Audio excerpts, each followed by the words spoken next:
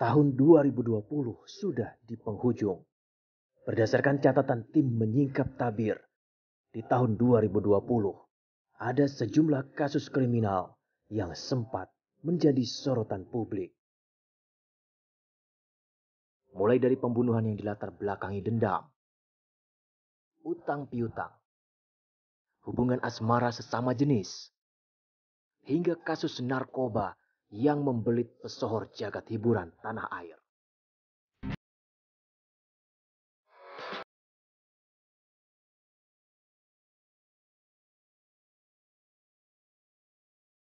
Dimulai pada 11 Februari 2020, publik figur yang sukses melakukan transgender Lucinta Luna diringkus Satuan Narkoba Polres Metro Jakarta Barat.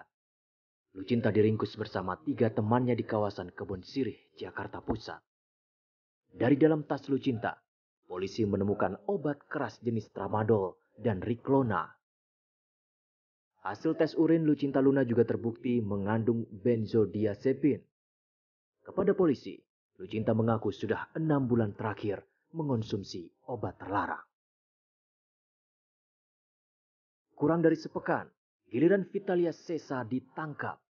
Model majalah dewasa ini diringkus bersama kekasihnya berinisial AW saat melakukan transaksi di lobi apartemen The Mansion, Kemayoran, Jakarta Pusat, Senin 24 Februari 2020. Dalam transaksi itu, polisi menyita barang bukti 10 butir pil ekstasi dan 30 butir pil Happy Five.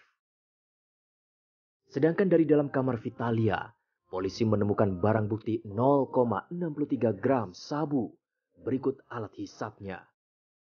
Ini merupakan penangkapan Vitalia Sesa yang kedua setelah sebelumnya ia juga pernah ditangkap dalam kasus yang sama pada 2015 lalu.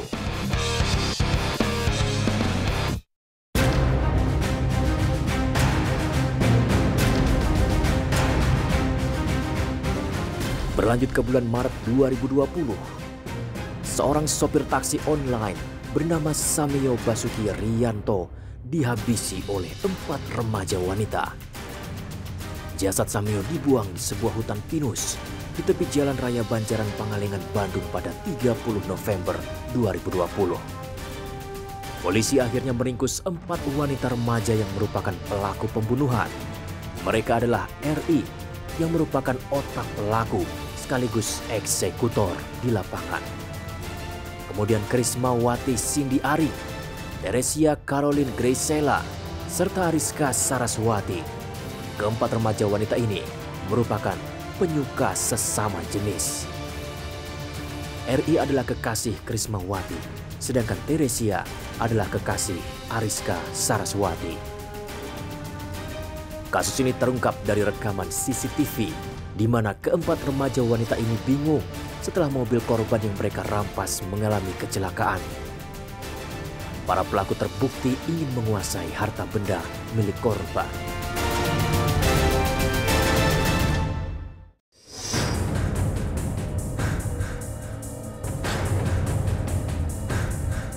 April 2020, giliran Tio Pakusadewo yang apes. Tio diringkus tim Subdit 1 Dit Narkoba Polda Metro Jaya di tempat tinggalnya Jalan Terogong, Cilandak, Jakarta Selatan pada 13 April 2020. Polisi menemukan barang bukti 18 gram daun ganja siap pakai serta alat hisap sabu. Ini bukan kali pertama Tio ditangkap dalam kasus narkoba. Tahun 2017 lalu, aktor kawakan ini diringkus dengan barang bukti 0,5 gram sabu.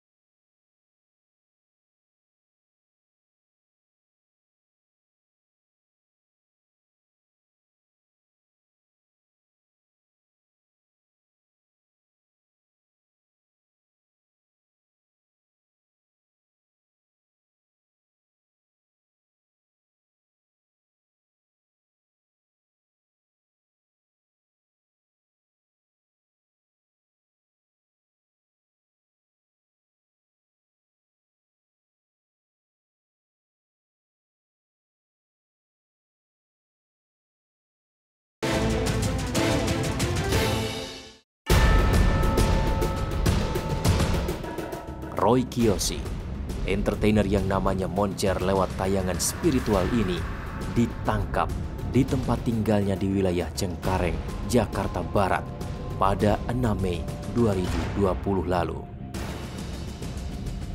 Roy pun kemudian menjalani pemeriksaan di Polres Metro Jakarta Selatan.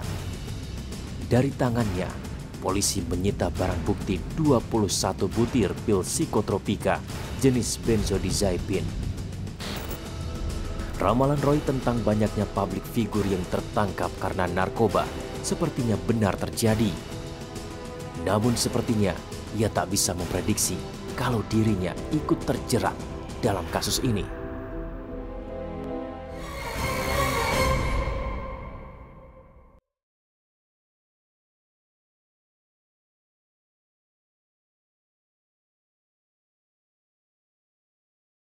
Kaca mobil, takut orangnya pakai topeng semua.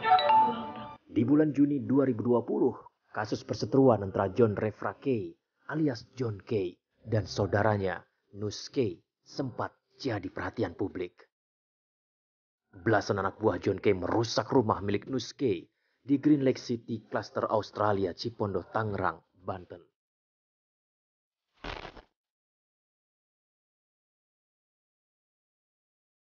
Pada hari yang sama, anak buah Nus K tewas setelah dianiaya kelompok John K di wilayah Duri Kosambi, Jakarta Barat. Menyusul dua peristiwa tersebut, kepolisian daerah Metro Jaya kemudian mengamankan John K dan puluhan anak buahnya.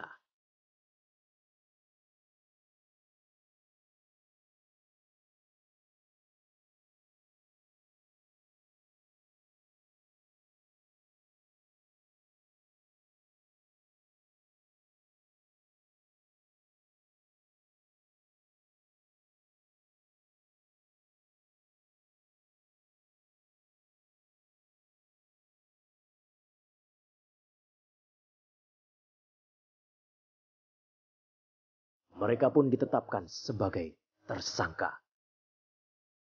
Perseteruan dua saudara ini dipicu soal utang piutang.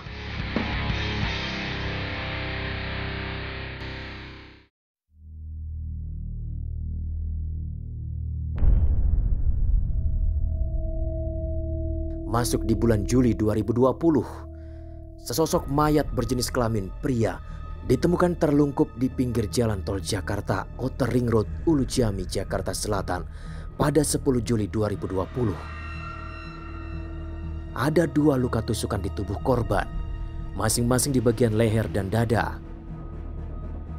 Korban diketahui bernama Yodi Prabowo, salah satu karyawan Metro TV. Dugaan awal Yodi merupakan korban pembunuhan, namun setelah dilakukan penyelidikan mendalam, polisi akhirnya menyimpulkan kalau Yodi tewas bunuh diri.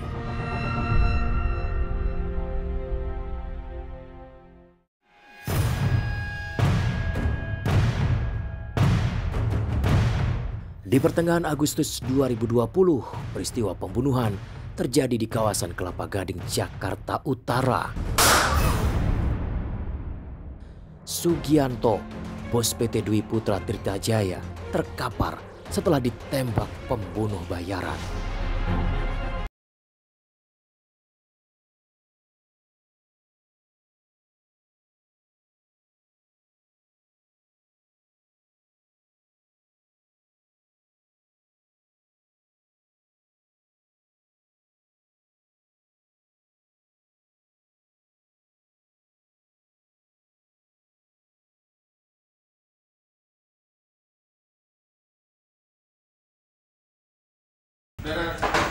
Dapat udah. Alhamdulillah. Saya nggak ngerti bener itu. Ayo, selfie-nya.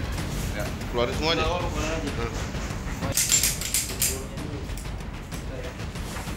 Ini apa, Bu? Saya nggak tahu saya itu. Ya enggak, ini apa? Ya pistol. Pistol, udah ya. Punya siapa? Punya siapa? Ya saya nggak tahu punya siapa. Saya nggak pernah melihat itu tahu ada di situ. Punya siapa? Saya suami saya juga dia megang, saya nggak pernah melihat. Ya, Nggak tahu enggak punya saya. siapa? Siapa? Ya, saya nggak tahu. Punya ibu apa punya suami? Ya nggak tahu punya siapa. Sumpah demi Allah. Ibu ikut saya nanti ya. Kemana? Polda ya. Udah. Ya saya kan anak-anak saya gimana? Ikut. Punya ibu apa? Punya ibu apa? Rupanya mereka dibayar oleh karyawati korban. Namanya Nur Lutfiah.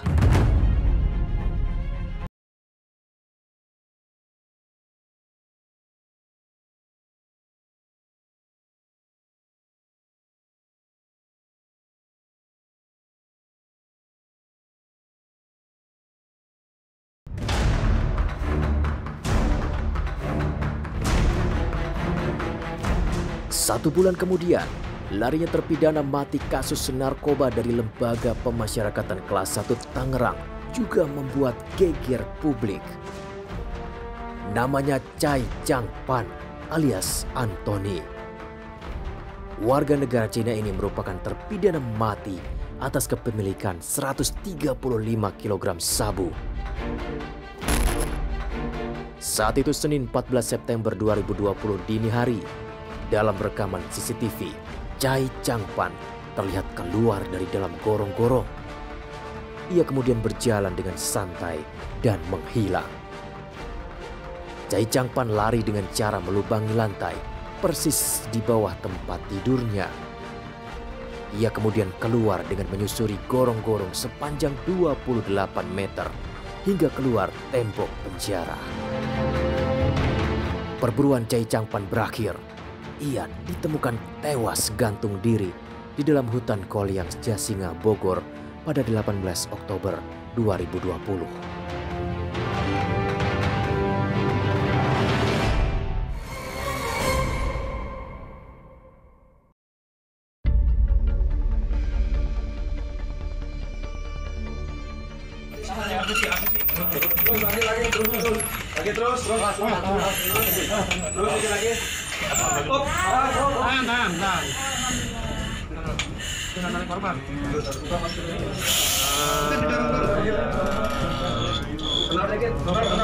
Di bulan November 2020, wanita muda yang berprofesi sebagai guru ngaji tewas dengan cara tragis.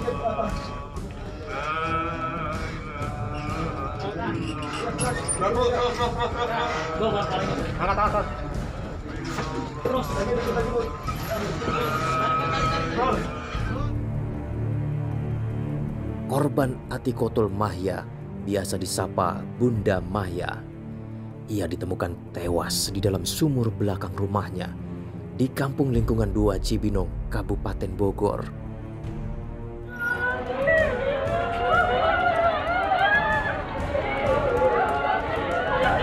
Jasad Bunda Mahya kemudian dikirim ke Rumah Sakit Polri Kramat Jati untuk otopsi.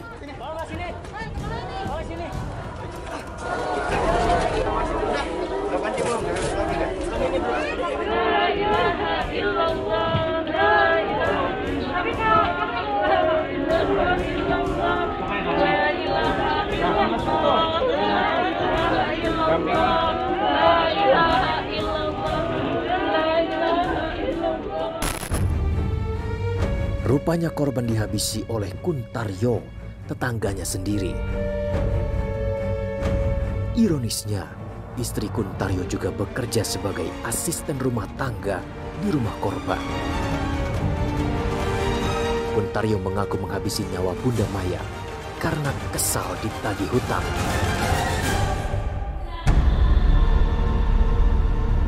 Masih di bulan yang sama, seorang pemuda di Sawangan, Depok tega menghabisi nyawa kakak kandungnya sendiri.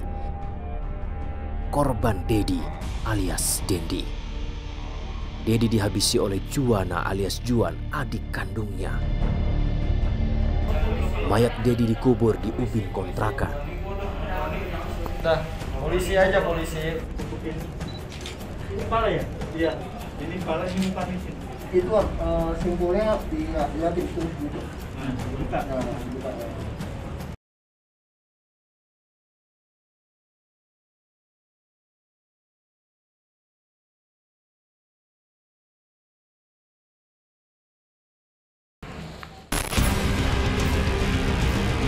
Bukan cuma Dedi yang jadi korban. Ternyata dibantu oleh temannya, Juan juga telah menghabisi nyawa Muhammad Saripudin alias Didin, teman dekatnya.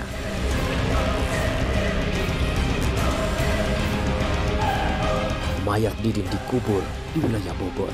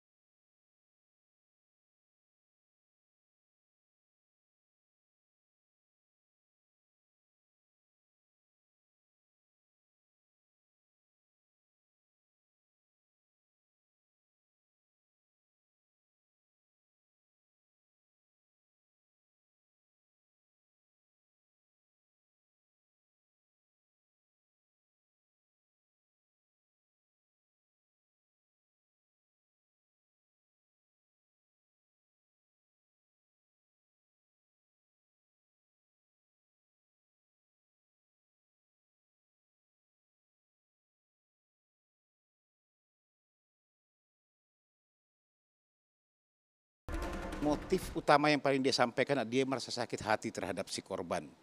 Sakit hati pertama karena dilakukan asusila atau sejak mulai bulan Juli. Juli itu asusila seperti apa? Ini sesama jenis.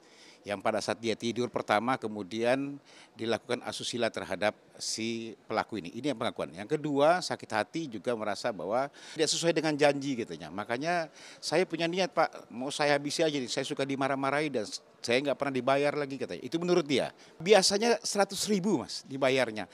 Mulai awal-awal masih 100.000, tapi setelah itu sudah mulai turun 15, 20.000, bahkan beberapa kali nggak dibayar. Itulah yang kemudian menurut dia sakit hati tidak sesuai dengan janji. Kriminalitas sepertinya tak akan pernah hilang dari